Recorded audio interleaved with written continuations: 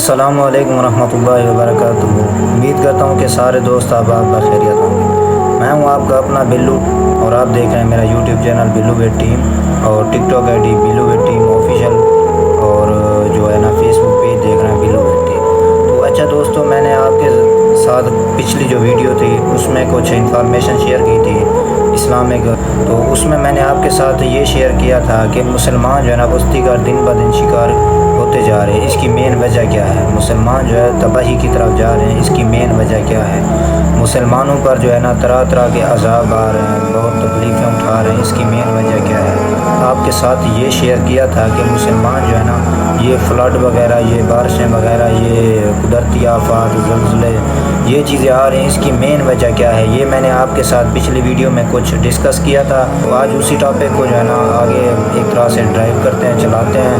تو اگر آپ لوگوں نے میری پچھلی ویڈیو نہیں دیکھی تو آپ وہ لازمی دیکھیں اور اس پر جو ہے نا اپنی ایک طرح سے کمنٹ پیش کریں، اپنا جو ہے نا تبصرہ دیں۔ تو اچھا دوستو، میں نے آپ کے ساتھ یہ شیئر کیا تھا کہ ہم لوگ جو ہے نا دین کو جو ہے نا ہم نے چھوڑ دیا ہے۔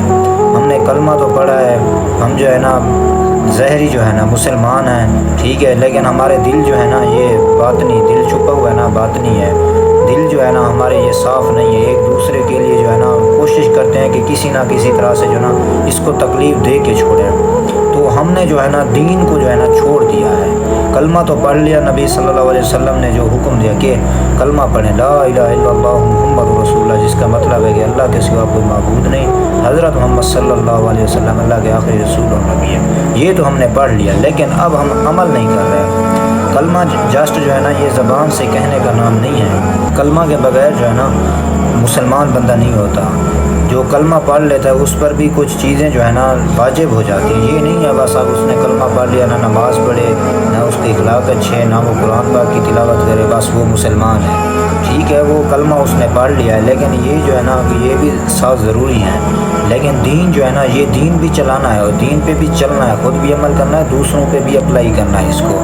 تو آج ہم تھوڑا سا آگے چلتے ہیں۔ تو ہمارا یہ دعویٰ ہے کہ ہماری شریعت جو ہے نا یہ ایک مکمل قانون الہی ہے۔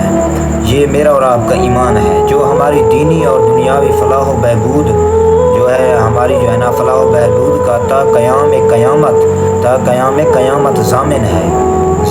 پھر کوئی بھی وجہ نہیں ہے کہ ہم خود ہی اپنا مرض تشخیص کریں اور خود ہی اس کا علاج شروع کر دیں، بلکہ ہمارے لیے ضروری ہے کہ ہم قرآن حکیم سے اپنا اصل مرض معلوم کریں۔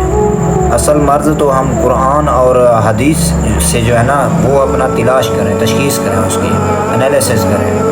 اچھا، ہم اور خود ہی اس کا علاج شروع کر دیں، بلکہ ہمارے لیے ضروری ہے کہ قرآن حکیم سے اپنا اصل مرض جو ہے نا وہ معلوم کریں اور اسی مرکز رشد و ہدایت سے طریق علاج کے جو ہے نا وہ معلوم کر کے اس پر کار بند ہو، یعنی اس پر جو ہے نا ایک طرح سے بند ہو جائیں، یعنی آگے کوئی جیسے کہتے ہیں نا علاج یہ آخری ٹریٹمنٹ ہے، اس کے بعد کوئی سٹیپ نہیں ہے، بس یہ بھی ایک طرح سے بند ہے، آگے کچھ راستہ نہیں ہے۔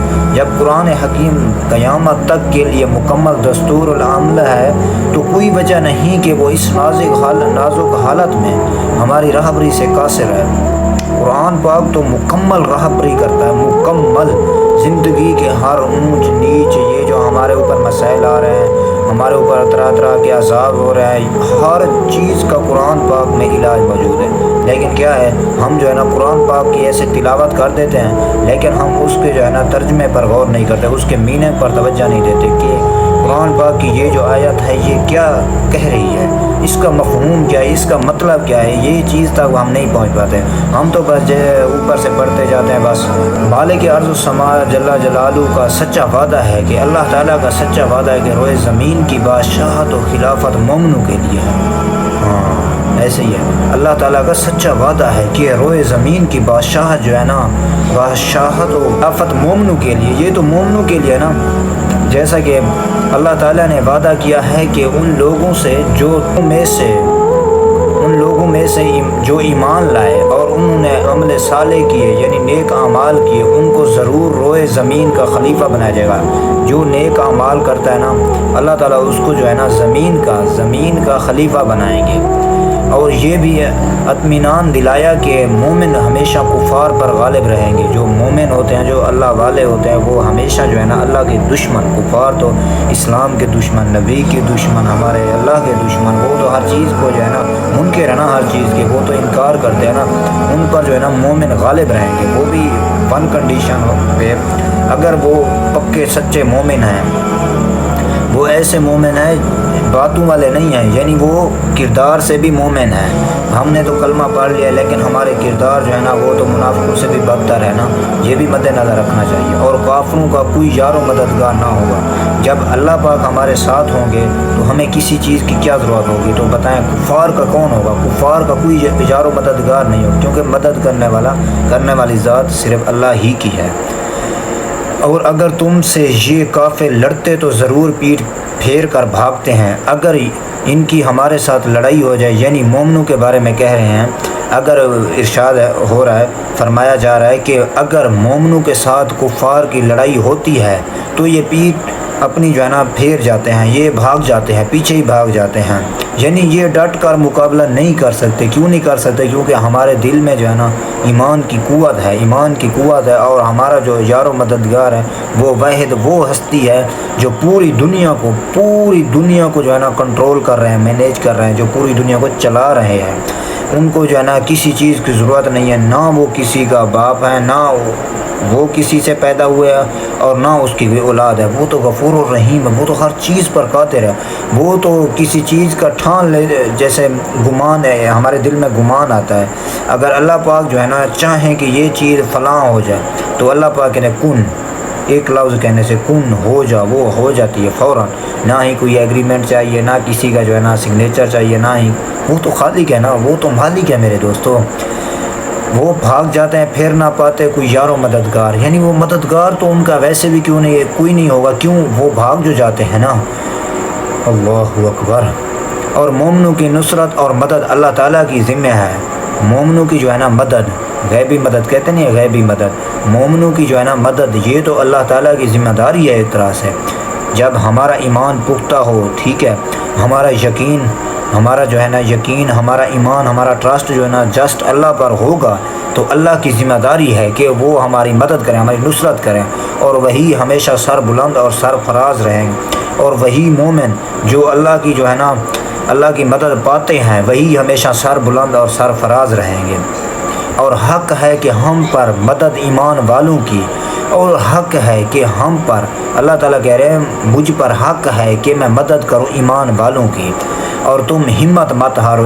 ایمان والوں کو یعنی مومن کہہ رہے ہیں کہ تم ہمت مت ہارو، ہو اللہ اکبر، اور رنج مت کرو، اور جو ہے نا رنج مت کرو، اور غالب تم ہی رہو گے، افسوس نہ کرو، تم غالب رہو گے اگر تم پورے مومن رہے، اگر تم مکمل مومن رہے، مکمل مومن، اللہ پر تمہارا یقین، تمہارا ایمان، تمہارا ٹرسٹ، بلیو، یہ چیزیں رہیں گی تو آپ لوگ جو ہے نا غالب رہیں گے۔ کن پر؟ دشمنوں پر، کفار پر، جو اللہ کے دشمن، اللہ کے نبی کے دشمن، دین اسلام کے دشمن، ہم مسلمانوں کے دشمن، ہم ان پر جو ہے نا اللہ پاک کہہ رہے ہیں مومنوں کو کہ تم لوگ ان پر غالب رہو گے، اور اللہ ہی کی ہے عزت، اور اس کے رسول کی، اور مسلمانوں کی۔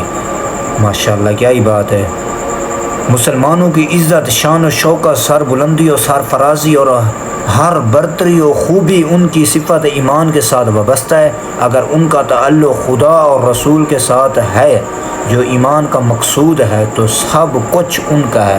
اگر ہمارا تعلق اللہ اور اس کے رسول کے ساتھ ہے، یعنی اللہ نے جو حکم دیا، جو رسول نے حکم دیا، اس کے ساتھ ہے، تو سب کچھ ہمارا ہے۔ اس سے رابطہ ہمارا اگر کمزور ہے تو یقین کریں ہم جو ہے نا تباہی کی طرف جا رہے ہیں۔ اگر ان کے ساتھ ہمارا رابطہ جو ہے نا اللہ کے ساتھ جو ہے نا سٹرونگ ہے، تو ہم سے بڑھ کر کوئی جو ہے نا طاقتور ہو نہیں سکتا، کیونکہ اللہ ہی مددگار ہیں، اللہ ہی حامی و ناصر ہے۔